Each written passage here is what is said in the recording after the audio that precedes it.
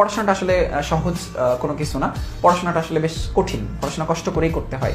পড়াশোনা আসলে বেডে সোফায় শুয়ে শুয়ে করার জিনিস না, পড়াশোনা কষ্ট করেই করতে হয়। সো কষ্ট করে পড়লে মানে সেটাই তোমাকে আসলে সফলতার দিকে নিয়ে যাবে। ওই বেডে লেপের মধ্যে শুয়ে শুয়ে পড়া, ওই পড়াগুলো আসলে কোনো গল্প তৈরি করে না, সেটাকে সফলতার দিকেও, ওই পড়াশোনা তোমাকে সফলতার দিকেও নিয়ে যেতে পারে না। সো তোমার গল্প থাকতে হবে। প্রতিটা সফল ব্যক্তিরই কোনো না কোনো গল্প আছে, মানে যারা সফল হয়েছে, বড় কোনো জায়গায় গিয়েছে, প্রত্যেকেরই কোনো না কোনো গল্প আছে।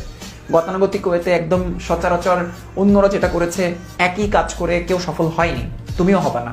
তোমার লাইফে যদি কোনো গল্প না থাকে, রাত জাগার কোনো গল্প না থাকে, তোমার লাইফে যদি পরিশ্রমের কোনো গল্প না থাকে, তোমার লাইফে ডেডিকেশনের কোনো গল্প না থাকে, তোমার লাইফে যদি ভিন্ন ধর্মী কোনো গল্প না থাকে, তুমি সফল হবে না, এটা নিশ্চিত থাকো। কারণ যারা সফল হয়েছে, সফলতার ওই সূত্রটাই হচ্ছে কোনো না কোনো গল্প থাকবে।